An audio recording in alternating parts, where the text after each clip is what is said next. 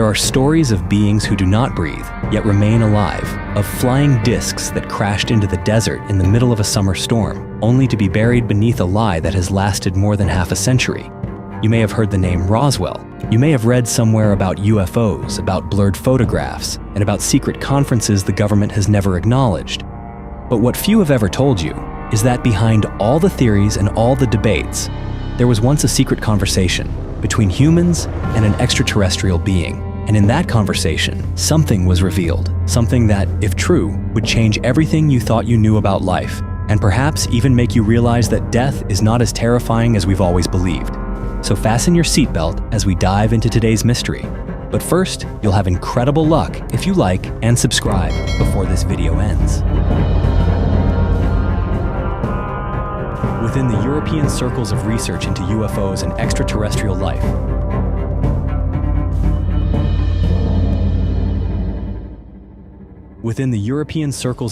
into UFOs and extraterrestrial life, there is one name that nearly everyone knows: Maximillien De Lafayette. For more than half a century, this man has published hundreds of books, covering a wide range of subjects, from cinema and music to quantum physics and artificial intelligence. But what stands out most are his writings on extraterrestrials and the hidden connections they are believed to have with Earth. He asserted that the objects humanity refers to as flying saucers were, in fact, not vehicles of transport at all, but multi-dimensional time machines capable of moving not only through physical space but across timelines themselves.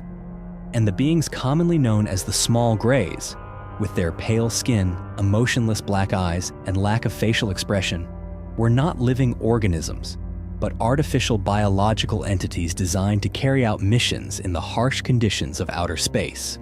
How could he possibly know all of this? To find the answer, we have to go back to the year 1947, to the moment of the Roswell incident, where he was one of the scientists granted direct contact with the extraterrestrial being. In the summer of 1947, as the United States was still recovering from the aftermath of World War II, a violent thunderstorm swept across the White Sands Missile Range in New Mexico. This area had long served as the strategic hub for the U.S. military's missile development, where hundreds of captured German V-2 rockets had been received and modified after the war. But in the midst of the storm, something unusual happened. At 9 p.m. on July 4th, a radar operator at White Sands Base recorded a bright object moving at an abnormally high speed. Just minutes later, a similar signal was detected at Roswell Airfield, a site that would later become the center of one of the most controversial incidents of the century. Given the rising tensions between the United States and the Soviet Union at the time, any anomaly in the skies was treated as a potential threat.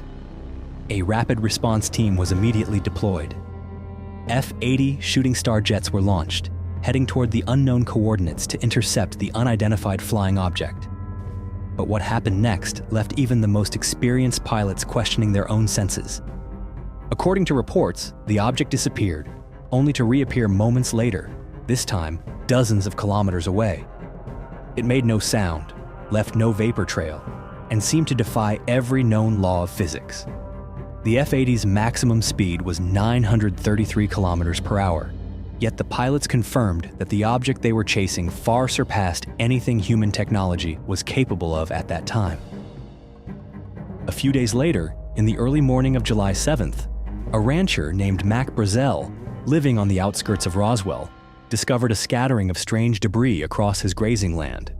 He described the material as incredibly thin, almost weightless, and yet impossible to cut or burn. Most astonishingly, when bent or deformed, it would return to its original shape, something that science would only begin to conceptualize decades later under the name shape memory metal. News of the wreckage quickly reached Roswell Airfield.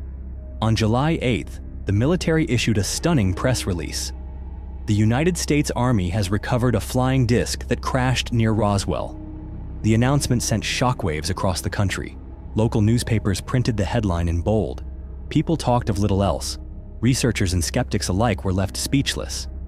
But just 6 hours later, the U.S. military abruptly convened an emergency press conference and issued a retraction.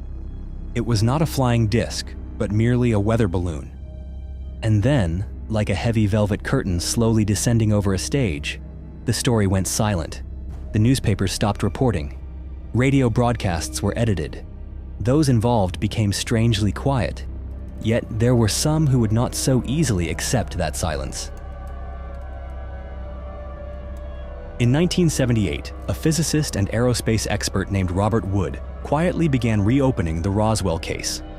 Robert was no stranger to the world of defense technology. He had worked for Douglas Aircraft, and later McDonnell Douglas, one of America's largest military contractors, known for developing legendary fighter jets like the F-15 Eagle. What few people knew, however, was that in 1968, this very company had secretly funded a $500,000 research project focused on unexplained aerial phenomena, with the Roswell incident at the heart of it. And the man chosen to lead the investigation was none other than Robert Wood. But Robert knew he couldn't pursue the investigation alone. He brought on a young and passionate physicist to join him, Stanton Terry Friedman. And it was Stanton Friedman who would later dedicate his entire life to uncovering the truth behind Roswell. In June of 1978, during a small conference in the suburbs, Friedman met Major Jesse Marcel, a former intelligence officer with the United States Air Force, and the very first person to reach the crash site of the unknown object in Roswell in 1947. Jesse Marcel stated plainly, "What I recovered from the site could not have been a weather balloon. It was something that had never existed on Earth. To this day, I still don't know what it was."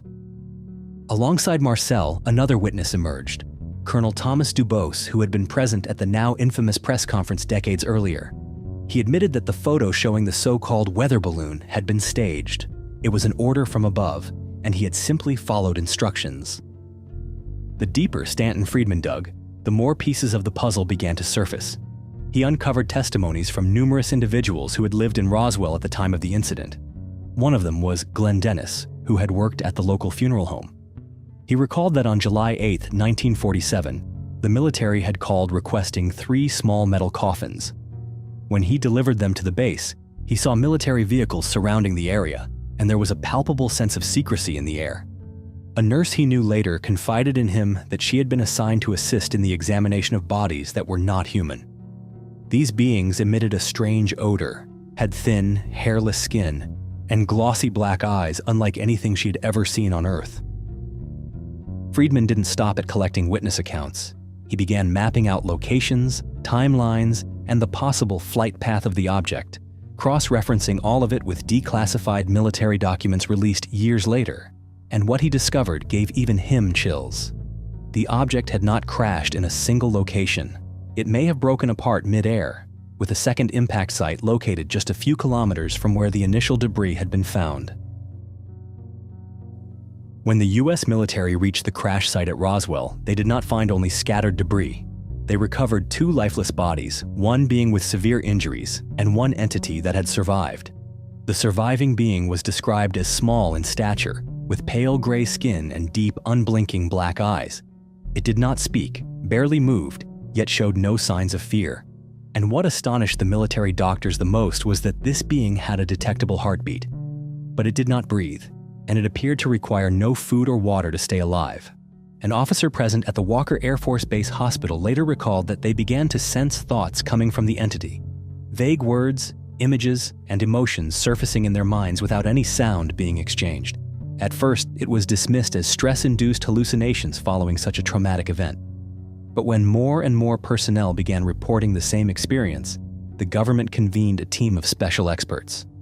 And so, the first conversation between humans and an extraterrestrial being took place in early 1948. As the specialists attempted to communicate using sound conversion equipment, the being continued to transmit concepts far beyond the boundaries of human understanding. They were told, "We are not physical life forms. We do not breathe. We do not eat. We do not sleep. And we do not feel pain. We simply borrow a physical frame to appear in your world." One of the scientists at the time exclaimed, "If you're not a living being, then why can we see you?" The response came calmly. "You are machines as well. You exist through bone, muscle, blood, nerves, and bioelectricity. You eat, inhale, and excrete. We exist through cosmic energy. Your body is only a biological shell. Your soul is no different from ours." It is difficult to imagine seasoned scientists sitting silently in front of a small, fragile-looking being. only to be confronted with a truth they had never dared consider: that humankind might merely be a primitive version of a more advanced form of existence. And when asked whether it felt sadness over the loss of its own kind in the crash, the being replied only, "Death is a concept that does not exist." No one in that room remained emotionally intact. They were no longer simply standing before a different species. They were facing the greatest question humanity has ever asked: what are we? And if there is something beyond death, then where is it that we are truly headed? According to the confidential manuscripts revealed by Maximillien De Lafayette, the being from beyond the stars made one thing very clear: we did not just arrive on Earth. We have been here for a very long time, and we are not here to observe. You are not an experiment. We are here to help you pass through a critical stage in your evolution. According to them, the universe is home to countless forms of life, countless civilizations.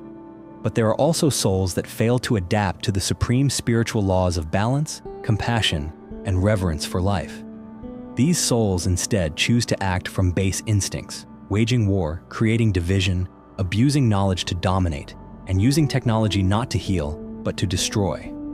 And for that reason, a decision was made at the highest levels of the universe. Earth was chosen, not because it was special, but precisely because it was isolated, distant, and harsh enough to serve as a proving ground for misguided souls. Earth was selected because it holds a rich ecosystem, diverse climates, terrains, and species, creating the ideal conditions for each soul to face hundreds of thousands of different situations. In these experiences, the soul is meant to learn emotional balance, to rise above desire, to confront fear, and ultimately, to realize that existence is not merely material. According to the alien being, time on Earth moves much more slowly than on other planets. This is not a physical discrepancy, but a spiritual mechanism. Time slows here so that the soul has enough moments to reflect, to regret, to correct, and to choose again. They explained that beyond Earth's atmosphere exists an invisible plasma energy belt. It cannot be seen by the naked eye, nor can it be detected by current technology. But it functions as a barrier, preventing exiled souls from leaving the planet. At the time, some believed it was merely a philosophical metaphor. But decades later, as the world entered a period of unprecedented upheaval, people began to look back on that prophecy with a new sense of seriousness.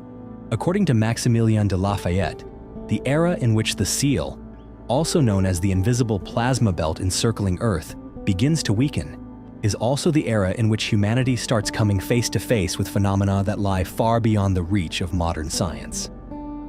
One of the earliest signs was a sudden surge in USO activity, unidentified submerged objects, encounters with unknown craft not in the skies, but beneath the ocean's surface. Unlike UFOs, which are often spotted in the air, USOs appear and vanish silently from deep within the sea. As described by Lafayette, these objects possess the ability to ascend from beneath the water at staggering speeds without creating any splash. Not a single droplet clings to their surface, as though some invisible layer of energy surrounds them, shielding them entirely from contact with the material world. Even more concerning is that the number of witnesses reporting USO sightings has been rising exponentially. Areas such as the Bermuda Triangle, the Caribbean Sea, the coastlines of Chile, and even the waters off Japan have become focal points for incidents that federal authorities repeatedly avoid addressing in public. This increase in such phenomena, Lafayette argued, is a clear signal that Earth is entering a transitional period, a phase in which humanity must confront immense environmental, military, and spiritual upheavals. These are the final tests before the Great Seal dissolves. That prophecy was never meant to instill fear, but to offer each individual a choice. Because if the soul truly is a form of existence beyond the material, then this final test is not a war between civilizations.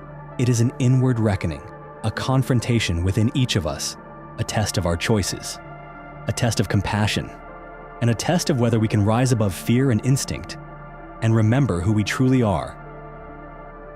If you've ever heard a strange story that no one has been able to explain, or if you've experienced something that changed the way you see this world, feel free to share your thoughts in the comments below. And if you'd like to keep exploring mysteries like this one, don't forget to subscribe to the channel and turn on notifications. Thank you for staying with us until the very end.